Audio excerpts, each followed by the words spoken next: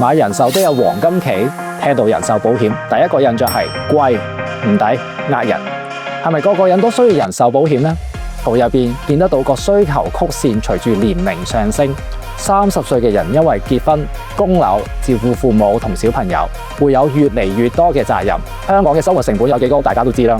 一個唔好彩因為意外或者急病離世，冇人壽保障嘅屋企，唔止要面對失去親人嘅傷痛，仲會失去咗經濟支柱，要去承擔突如其來嘅生活壓力。人壽保險越早買，保費梗係越平啦。但幾時買，買幾多，保障期幾耐，需要考慮到自己買嘅目的，同埋要量化要承擔嘅家庭責任。人壽保險最主要分咗兩種，第一種係定期人壽 （Term Life）， 另外一種係終身人壽 （Whole Life）。兩者有啲乜嘢分別呢？定期人壽係可以用一個好平嘅保費買到一個好高嘅人壽保額，保費可以係終身人壽嘅1/10。類似旅遊保險，保障一個特定嘅年期，啱晒喺一個重要嘅人生階段嘅時候，有好大財政負擔嘅人。不過佢又唔似終身人壽咁樣可以保一世，若果喺保障期以外離世，就唔會有賠償，亦唔會退翻保費。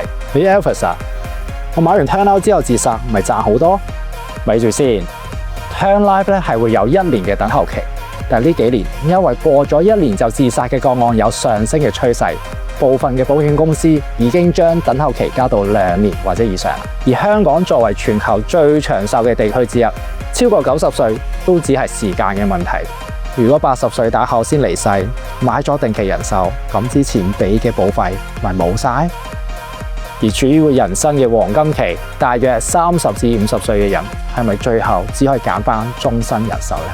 睇到呢度嘅你哋，如果中意我哋講多啲保險嘅資訊，記得 like 同 share 呢條片啦！你哋嘅支持係我哋創作嘅動力。處於黃金期嘅人，揀咩人壽保險好呢？近年其實有第3種嘅人壽保險產品面世，叫做增額嘅終身人壽，值得係處於黃金期嘅朋友考慮。佢嘅特點係既可以保一世，價錢又喺定期人壽同埋終身人壽之間，喺家庭負擔比較重嘅時期，可以提供到額外嘅1至2倍嘅保障。